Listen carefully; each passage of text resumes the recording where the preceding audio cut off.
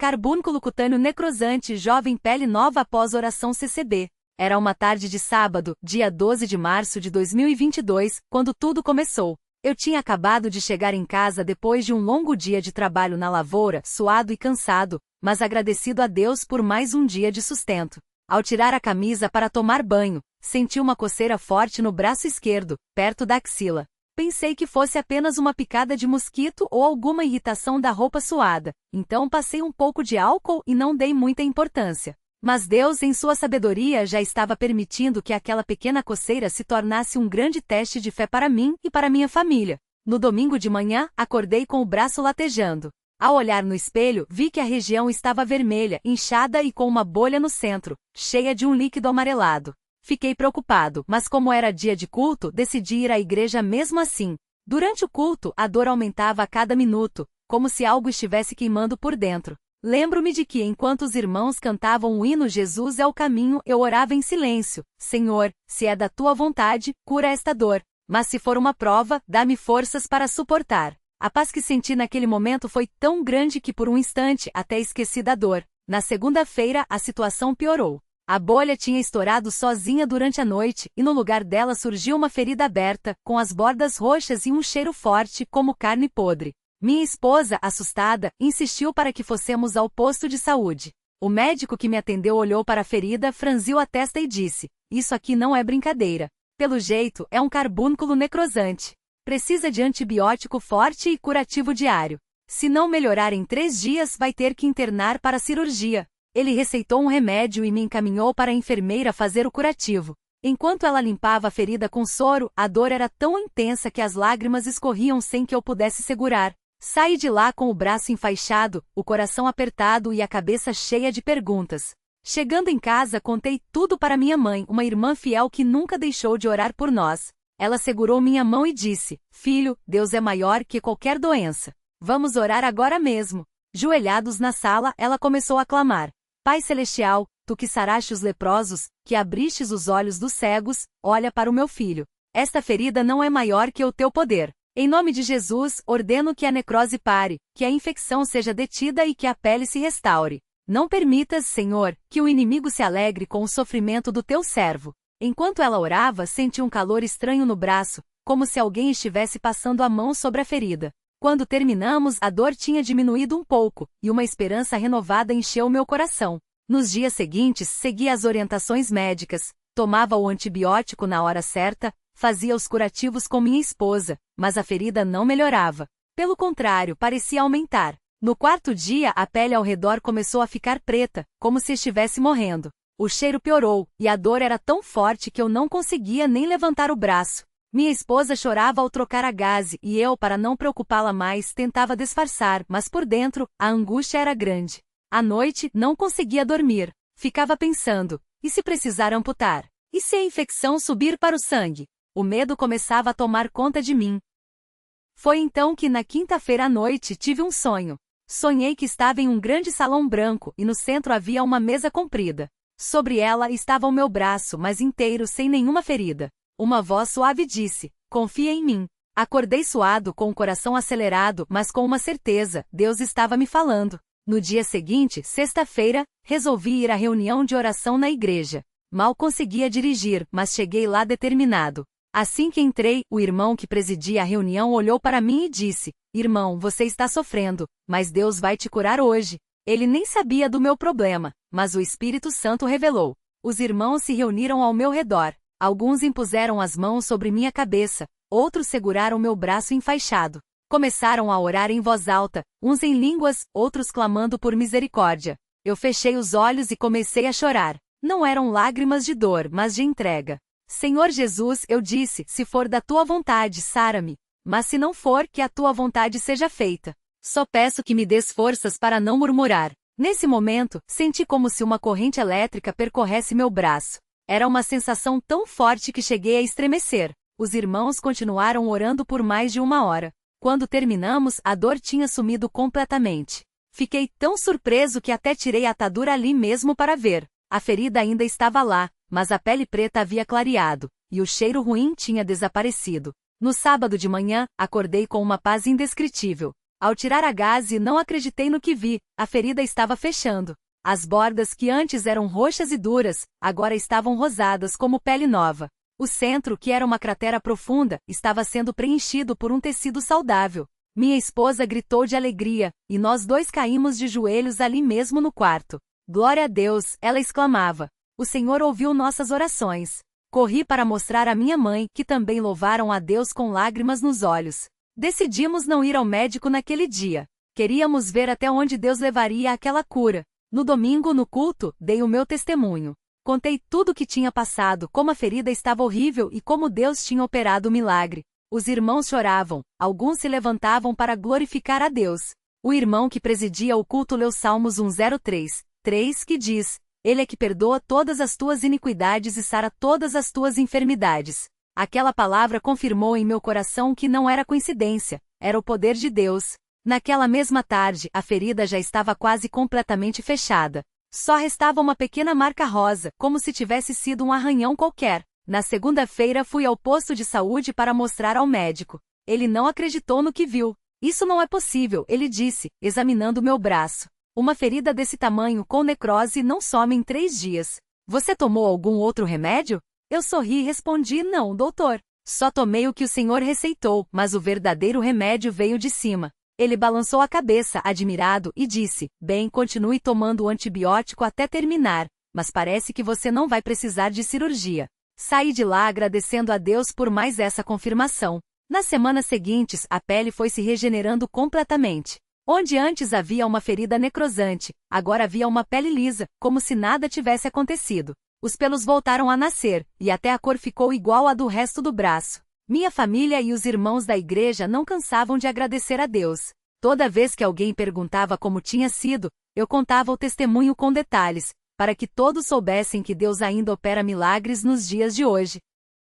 Hoje, quando olho para aquele braço, não vejo apenas uma cicatriz que sumiu, mas uma prova viva do amor e do poder de Deus. Aprendi que nas horas mais difíceis, quando tudo parece perdido, é ali que Deus quer mostrar sua glória.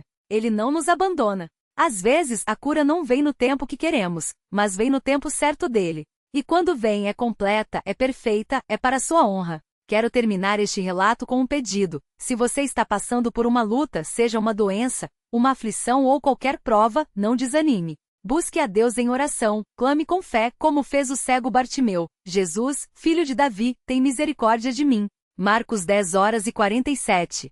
Deus ouve o clamor do seu povo. Ele não mudou. O mesmo Deus que sarou a minha ferida necrosante é o mesmo que pode transformar a sua dor em testemunho, a sua fraqueza em força, a sua morte em vida. Que este relato sirva para fortalecer a fé de quem lê, para que todos saibam que na congregação cristã no Brasil, Deus continua agindo com poder, curando, libertando e salvando. A Ele seja toda a glória, honra e louvor, pelos séculos dos séculos. Amém. Aquele braço que antes exalava um cheiro de morte, que fazia até os médicos balançarem a cabeça com desânimo, hoje é um símbolo de esperança para muitos. Não foi um remédio, não foi uma técnica humana, mas a mão poderosa de Deus que interveio.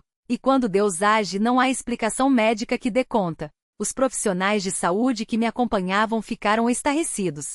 Um deles, após examinar o braço já restaurado, apenas balbuciou: isso não tem lógica. Mas se foi Deus, então só posso me curvar. E assim, até os que não criam foram tocados pela obra do Senhor. Lembro-me de uma irmã da igreja, Dona Maria, que na época tinha um filho com uma doença degenerativa nos ossos. Os médicos diziam que ele nunca mais andaria. Ela ouviu meu testemunho e, com lágrimas nos olhos, disse: se Deus fez isso por você, Ele pode fazer pelo meu filho. E começou a orar com uma fé que comovia até os mais duros de coração. Não foi instantâneo, não. Foram meses de clamores, de jejuns, de noites em vigília na igreja. Mas certo dia, aquele menino, que mal conseguia se arrastar, levantou-se do leito e deu os primeiros passos. Hoje ele corre, salta, joga bola. E Dona Maria, toda vez que me vê, abraça meu braço e diz: olha só o que o seu testemunho fez. Deus usou você para me dar força. E não foi só ela. Um irmão, o seu João, tinha um problema no fígado que os médicos chamavam de irreversível. Ele ouviu o relato na reunião de doutrina e, na mesma hora, levantou a mão e disse: irmãos, eu também quero crer assim. Naquela noite, após a oração final, ele sentiu algo diferente no corpo. No dia seguinte, os exames mostravam que as enzimas estavam normalizando.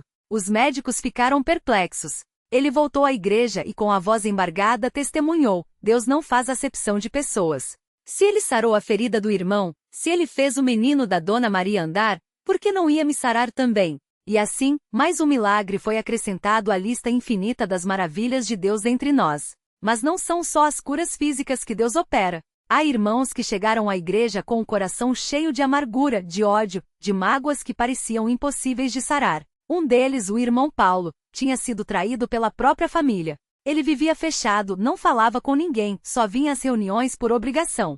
Até que numa noite de oração, um servo de Deus se aproximou dele e disse: Irmão, Deus não quer que você carregue esse peso. Entregue a ele. Paulo chorou como uma criança. Naquela noite, ele orou com um desespero santo, pedindo que Deus tirasse aquela dor. E o Senhor o libertou. Hoje ele é um dos que mais testemunham do poder da oração. Sempre diz: Deus não só sara o corpo, ele sara a alma. E isso ninguém no mundo pode fazer. E as provas não param por aí.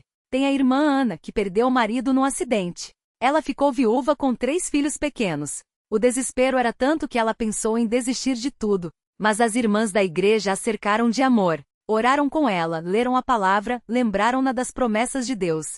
Num domingo, durante o culto, ela sentiu uma paz que não vinha dela. Era Deus falando ao seu coração: Não temas, porque eu sou contigo.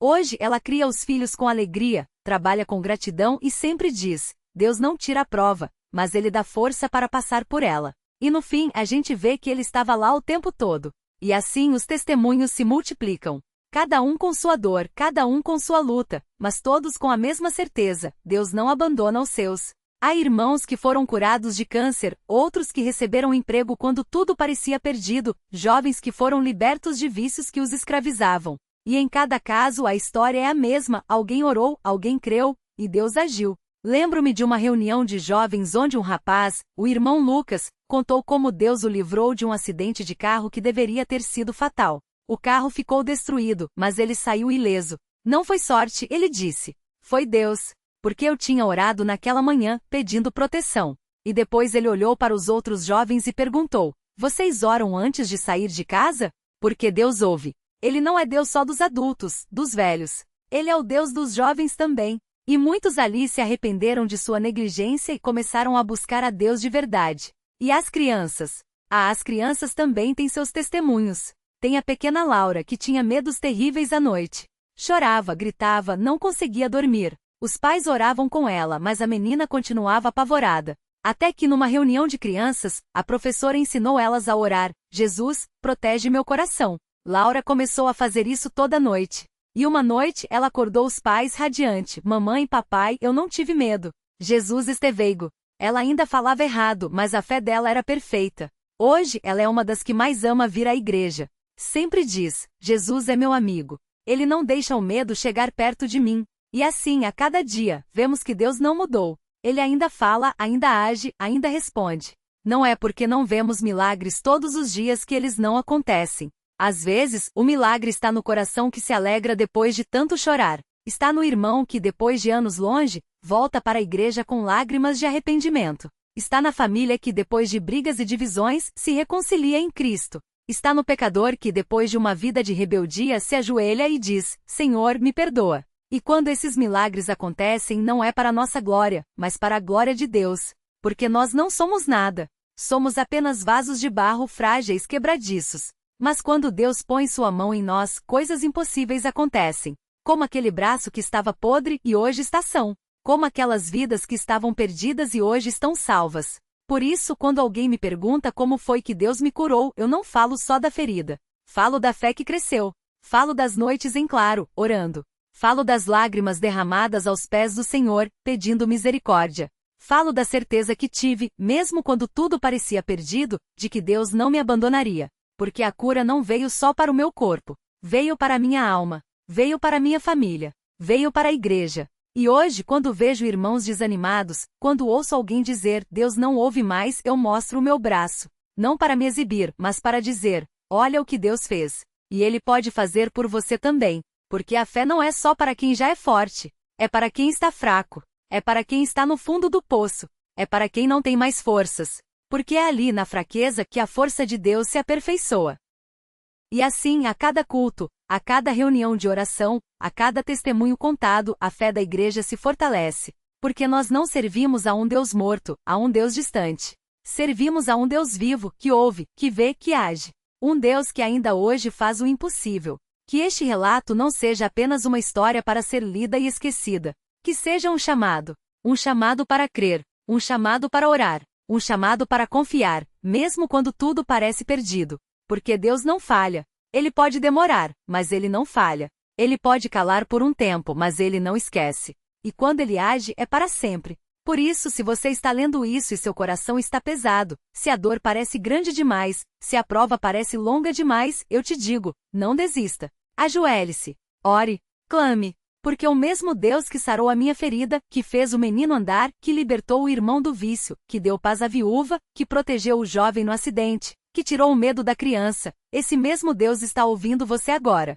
E quando a resposta vier, como veio para mim, você não vai só agradecer. Você vai querer contar para o mundo. Você vai querer que todos saibam. Deus é real, Deus é fiel. Deus ainda faz milagres. Que assim seja. Amém.